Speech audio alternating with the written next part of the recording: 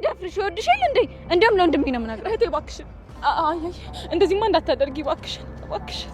አይሆንም እህቴ፣ እነግረዋለሁ።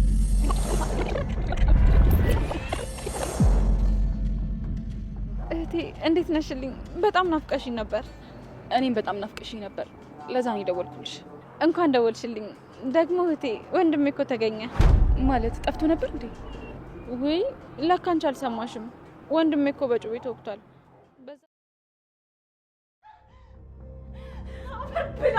አፈር ብላ! እኔ እኮ አልጠጣም ብዬሽ ነበረ። አልጠጣም ብዬሽ ነበር።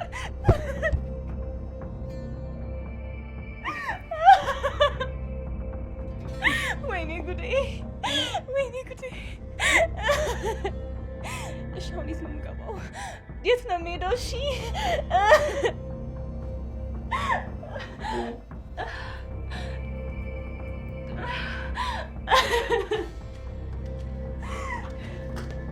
ሾሪት ነው የምሄደው። ምንድን ነው የማደርገው? ወይኔ ጉዴ! ወይኔ ጉዴ!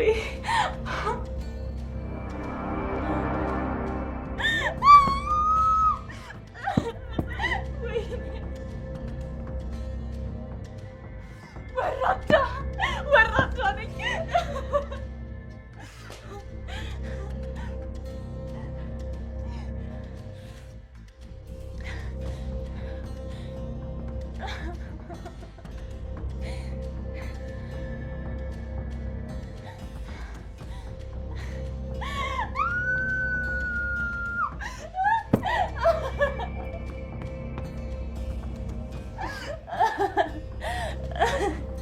ወይኔ እናቴ እንኳን አላየሽኝ፣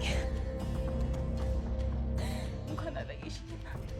ተዋረድኩልሽ የእኔ እናት፣ ተዋረድኩልሽ እናቴ።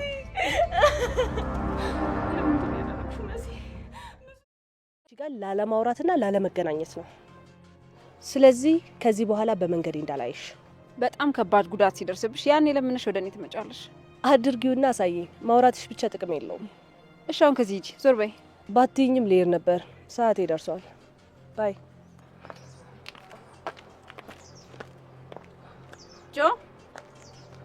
ጆና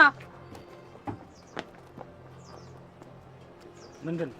እቺ ልጅ አንድ ነገር ታደርጋታለህ። ምን እንዳደርጋት? እሱ በቅድ የሚሆን ነገር ነው። እና በቅር ለሚሆን ነገር ነው እንዴ አሁንና የምትይኝ? ያመሃል እንዴ? ስራ እኮ ነው። የቤሉል ምን እንደሆነች በትክክል አጣራና ንገረኝ። በምን ይሻልሻል? በወንፊል ላጣራልሽ? አንተ ያመሃል እንዴ? ከፍዬ እኮ ነው የምሰራው። እንደውም ካመጣሽው አይቀር የተወሰነ ብር ያስፈልገኛል። መቼም ካንቺ ውጪም የሚሰጠኝ ሰው የለም። ስለዚህ ስጪኝ። የምን አባ ብር ነው እንዴ? ስንት አይነት ብር አለ? ይሄ ነው ይሄኛው ብር። ምን ማለት ነው? ክፍያን እኮ በጊዜ ወስዳላል እንዴ? ተጨማሪ ፈለግኳ። አንተ ስለፈለክ ደግሞ እኔ እሰጣለሁ ከፍላለሁ ማለት አይደለም። ገባ? ግን እኮ ልጅሽ ማወቅ የሌለባትም ሚስጥር እኔ አውቃለሁ። ስለዚህ እሱን መጠቀም ይችላል። እያስፈራራኝ ነው እንዴ? እንደው ለወሬ ያህል ነው እንጂ አንቺንማ እንዴት አስፈራርሻለሁ? አሁን ከፊት ይጥፋ። ማን አባ እንደሚከፍል እናያለን። ይቆጭሻል። አድርገውና ሳየኝ። ግንባርህን ብዬ ነው የምደፋ። እዚህ ከስርሽ ሱል የፈሮሽ ነው እንዴ የሚመስልሽ? እንደውም እኔ ልፈሪኝ ይገባል። እውነቴን ነው የምልሽ። እያንዳንዱን የምልሽን ነገር ካላደረግሽ ህይወትሽን ግልብጥብጡን ነው የማወጣው። አይዞህ፣ ጥጋብ እስኪ በርድልህ ነው። እዚህ አብረኝ ስለዋልክ ማንነቴን ያወቅ እንዳይመስልህ። እንደዚህም እኮ ትርፍራፊን ስትለቃቅም ነው የምትውለው። እሺ እሱን እናያለን። የደም እንባ ነው ማስለቀስሽ። ሄድ ተሎ አንተ ህፃን። አሳይሻለሁ። ጂል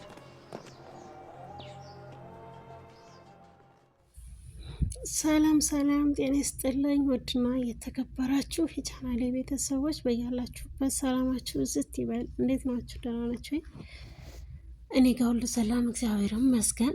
እንግዲህ አንዳንድ የሚያሳዝኑ ነገሮች በለዛ እንዲሁም በእንግዳ ድራማ ላይ ብዙ ሊጠበቁ የማይችሉ ነገሮች አሉ። እሱም ምንድን ነው? ከቤተሰብ ቃል መውጣት ምን ያክል እንደሚጎዳ።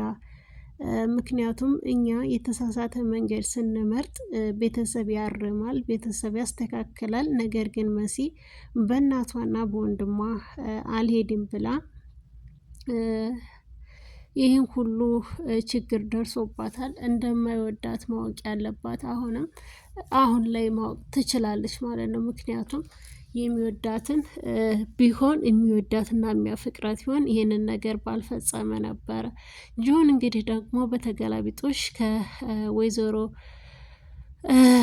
ሄለን ጋር ተጣልተዋል ማለት ነው። ከሄለን ጋር የተጣሉበት ምክንያት ደግሞ በብር ነው። ብር ስጭኝ ጨምሪልኝ በማለት የሰማሁትን እስከ ዛሬ ብዙ መረጃዎች አሉኝ። እነሱ ግልብጥብጥ አድርጌ ቁም ስቅልሽን ነው የማሳይሽ፣ ብቻሽን እንድስቂ ነው የማደርግሽ፣ አሳብድሻለሁ እያለ እየተናገረ ያለው እንግዲህ ጆን ነው።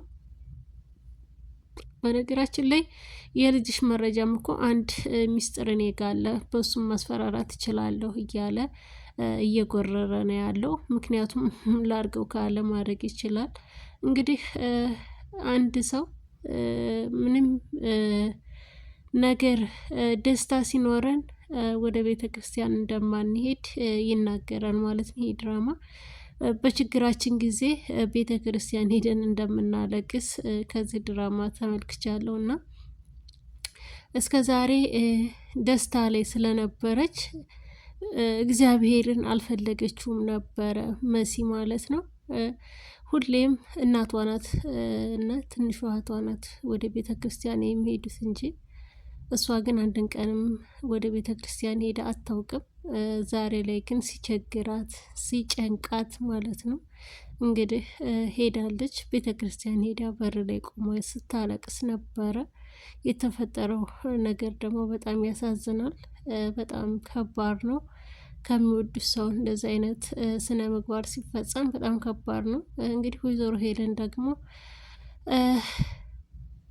ቤዝሽን ለማስወገድ ትፈልጋለች። እንዲሁም የቴዲን ፍቅረኛ እሷን አስወግዳታለች፣ በመኪና አደጋ ማለት ነው ገይታታለች።